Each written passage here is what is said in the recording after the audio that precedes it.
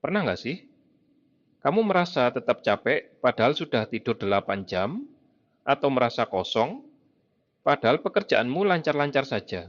Itu adalah tanda burnout yang sering diabaikan. Di video ini, kita akan ngobrol bareng Kak Tanti tentang bagaimana cara pulang ke diri sendiri.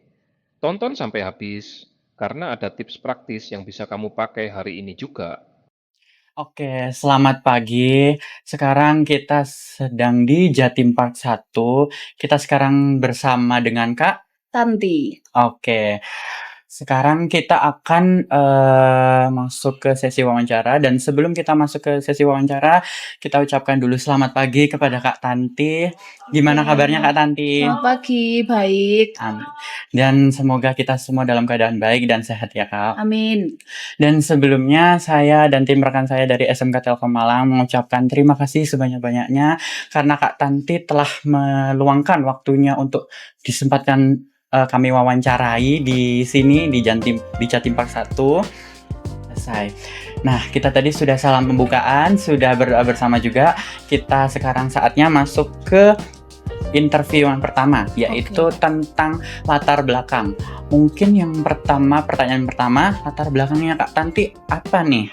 Saya kepo banget.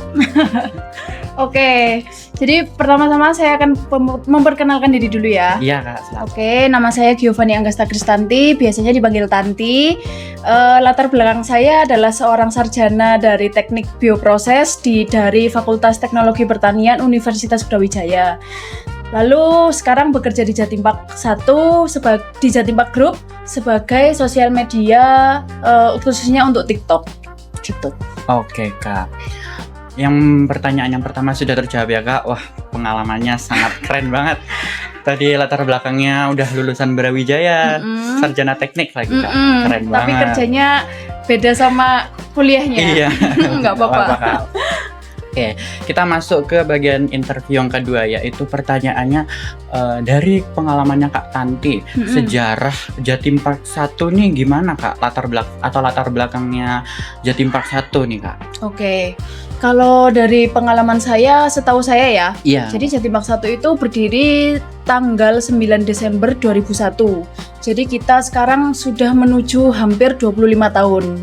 Jadi awalnya itu dari sang pemilik memiliki pemikiran untuk memperkembangkan kota wisata Batu sebagai kota pariwisata. Jadi mewujudkan kota Batu ini menjadi kota wisata yang akan dikunjungi banyak orang gitu. Oh gitu Kak. Jadi untuk yang pertama itu ada Jatim Park 1 yang punya berbagai macam wahana. Jadi di sini kita menyajikan wahana-wahana yang seru untuk keluarga, untuk pengunjung yang datang ke sini. Dan selain wahana juga ada edukasi kayak belajar sejarah, IPA dan lain-lain itu. Oh gitu Kak.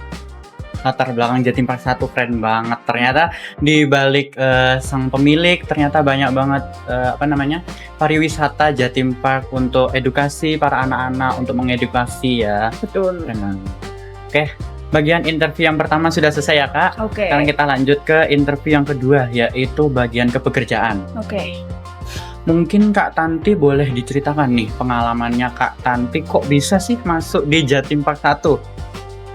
Oke, jadi waktu itu ada lowongan pekerjaan. Saya ingat banget waktu itu bulan Juli 2023 itu ada lowongan pekerjaan di sini sebagai sosial media spesialis di bidang Instagram waktu itu, waktu divisinya masih Instagram. Nah, jadi saya ngelamar di situ, tapi lama panggilannya sampai bulan September saya baru dipanggil. Jadi itu dari bulan Juli, Agustus, September saya baru dipanggil, nunggu 2 bulan dipanggilnya. Jadi waktu itu dipanggil sama pihak sini, di interview. Setelah interview, terus ada interview juga lagi sama HRD. Terus ternyata nggak beberapa hari setelah saya interview baru dinyatakan saya keterima di sini gitu. Oke. Nah terus apa lagi? Sudah. Oh udah. Oke. Wah ternyata pengalaman bekerjanya Kak Tanti ini lika-liku banget ya. Mulai dari 2 bulan nunggunya lama banget Kak ya. Iya, 2 bulan itu termasuk lama sih. Lama banget. Oke. Nah, dari pengalaman kebekerjaannya Kak Tanti ini, mungkin Kak Tanti ini udah kerja di sini berapa lama, Kak? Dan kalau misalnya Kak Tanti ini bosen, biasanya ngapain Kak di sini? Oke, jadi dari saya diterima di sini itu bulan September tahun 2023 sampai sekarang. Jadi hitungannya 2,5 tahun ya, hampir 3 tahun di September tahun ini gitu. Oke. Kalau jenuh atau bosen, jujur saya kalau jam istirahat mengatur waktu untuk makan pertama, terus tidur.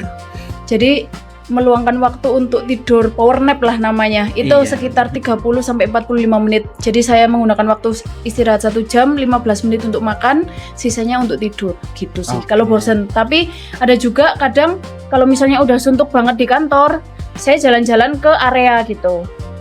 Nah, area pekerjaan saya di sini tuh luas karena meliputi All Park Jatim Park Group. Jadi bisa kemana aja gitu. Waktu itu saya megangnya di Jatim Park 2, sempet 1,5 tahun di Jatim Park 2. Jadi kalau misalnya bosen, yaudah ngonten dah di Jatim Park 2 gitu. Jadi kita emang benar-benar ke area, ke park, tapi dengan tujuan konten gitu. Jadi kan kalau misalnya bosen di kantor, ngelihat hewan, ngelihat main wahana gitu tuh seneng gitu loh. Gitu sih. Ternyata Kak Tanti bosennya bisa sangat Bisa jalan-jalan. gitu ya. Iya, bisa jalan-jalan, bisa bikin konten seru banget. Itu mah nggak gampang bosen. Jadi seenggaknya waktu kita bosen kita tetap menghasilkan karya gitu. Iya. Oke, kita ke pertanyaan yang terakhir dari kebekerjaan. Oke. Kak Tanti ini alasannya kenapa ya kok bisa masuk ke Jatim Park 1? Terus cara masuknya gimana nih Kak? Apa ada alasan ini atau harus gimana nih Kak? Oke. Sebenarnya impian saya, cita-cita saya itu bukan bekerja seperti ini gitu kan. Oke. Cuman mungkin emang berkat Tuhan ya yang membawa aku di tempat ini. Jadi waktu ada lowongan yang sesuai sama passion aku, jadi itu kayak langsung cocok ini buat aku kerjanya. Cobalah ngelamar, iseng-iseng aja ngelamar gitu. Waktu itu masih kerja di tempat sebelumnya, jadi iseng-iseng aja ngelamar dulu, siapa tahu cocok, siapa tahu keterima. Emang jalannya Tuhan di situ berarti emang itu gitu kan. Nah, ternyata waktu di sini aku mikir kayak aku lo nggak ada kepikiran buat kerja di Jatim Park yang segede ini, seterkenal itu. Tapi aku nggak ada pikiran untuk kerja di sini. Cuman kan kalau emang Tuhan nunjukin jalannya, ya udah pasti terbaik buat kita gitu kan. Iya. Jadi waktu emang keterima di sini, dinyatakan lulus di sini, itu kayak seneng banget. Ternyata kerjanya di tempat pariwisata ya, yang orang udah terkenal gitu loh, udah tahu Jatim Park itu apa sih gitu kan. Ternyata emang se-happy itu kerja di sini. Oke. Gitu. Jadi itu pertanyaan yang terakhir dan jawaban terakhir dari Kak Tanti. Oke. Pertanyaannya jawabannya seru banget. Tadi udah dijawab dengan lika-liku dari kebekerjaannya, dari awal sebelum masuk Jatim Park 1 ini, dan sekarang sudah mau 2,5 tahun kerja di Jatim Park 1 ya Kak? Betul. Iya, oke gitu. Kita sekarang masuk ke interview inti, yaitu burnout dalam bekerja. Oke, yang pertama saya mau tanya nih, Kak Tanti itu tahu gak apa perbedaannya dari rasa lelah biasa dengan rasa burnout? Terus juga Kak Tanti gimana sih cara ngatasin kedua hal tersebut? Kalau misal Kak Tanti ngalamin. Oke. Menurut aku lelah ya. Iya. Kalau lelah itu kayak secara fisik, kayak aku capek kerja karena kerjaku juga banyak jalan-jalan yang menggunakan kaki. Mungkin lelahnya di situ ya. Terus kalau misalnya burnout itu kayak lebih ke pikiran. Jadi banyak tugas atau banyak kerjaan yang harus aku kerjain yang membuat aku kayak bingung ini mau ngerjain yang mana dulu. Jadi kayak lelah lebih ke pikiran gitu, bukan ke fisik. Kalau menurut aku sih gitu. Kalau cara ngatasinnya yang pertama harus belajar mengelola waktu sih. Jadi dari mengelola waktu itu aku bisa, aku harus ngerjain ini dulu, itu dulu. Jadi memprioritaskan mana yang mendadak dulu gitu. Jadi biar kita nggak burn out. Jadi kita tahu apa yang dikerjakan dulu dan tersusun rapi gitu. Nah, kalau cara lainnya juga mungkin dari segi makanan sama olahraga kecil-kecilan ya gitu. Oh iya, kayak self reward gitu ya Kak? Bener, self rewardnya tapi olahraga gitu. Jadi biar nggak capek untuk waktu saat kerja di area gitu. Oke, tadi jawabannya keren banget ya. Jadi itu adalah cara yang Kak Tanti atasin sendiri, bahwasannya kalau misal Kak Tanti itu mengalami rasa burnout dan rasa lelah biasa gitu. Oke, kita masuk ke pertanyaan kedua nih. Dari jawabannya Kak Tanti nih, faktor-faktor apa aja sih biasanya yang menyebabkan rasa burnout dan rasa lelah nih dari para pekerja atau karyawan?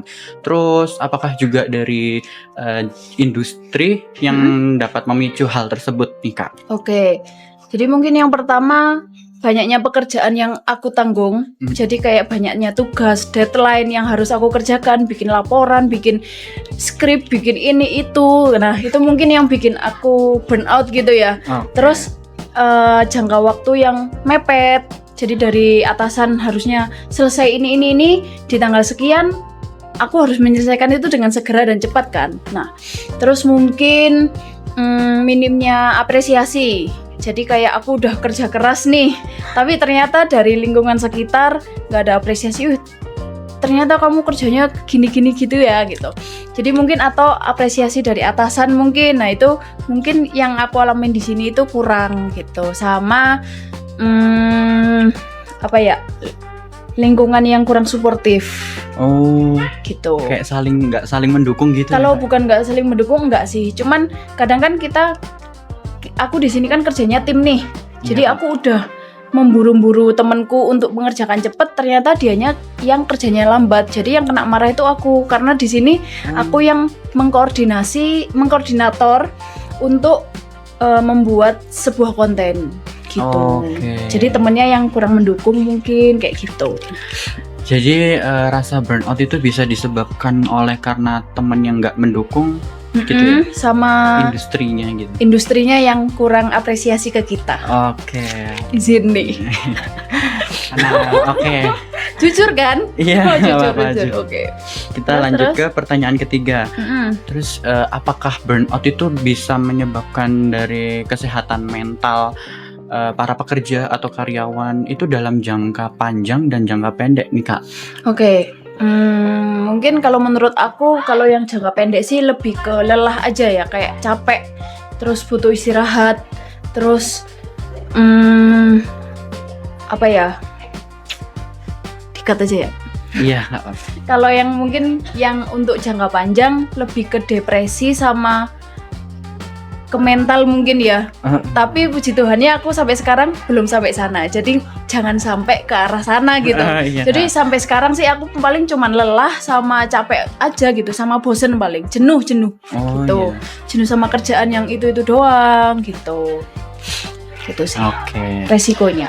Kita sekarang udah mau masuk ke pertanyaan terakhir nih, interview yang terakhir.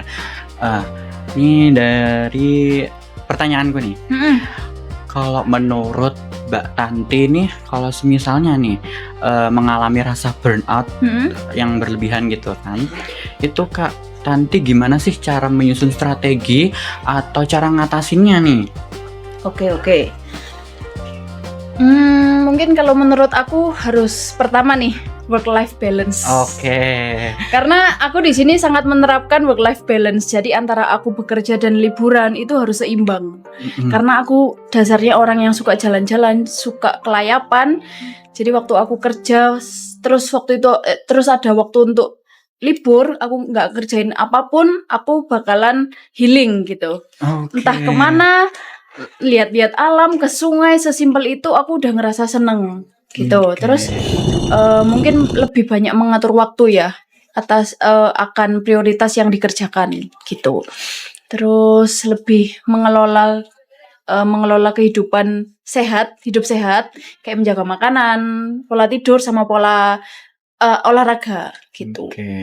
Berarti caranya Kak Tanti ini untuk menyusun strategi dan mengatasi rasa burnout ini ternyata banyak ya. Dari alon-alon waton kelakon, pelan-pelan asal terselesaikan. Arti, biar pelan asalkan tujuannya tercapai dengan selamat. konteks mental health. Di era sekarang, kita sering merasa cemas, anxiety, karena melihat orang lain seolah bergerak lebih cepat. Filosofi ini mengajarkan pacing, mengatur ritme. Tidak perlu terburu-buru sampai mengorbankan kewarasan. Berjalanlah dengan kecepatan Anda sendiri. Yang penting, Anda tetap melangkah dan mental Anda tetap sehat.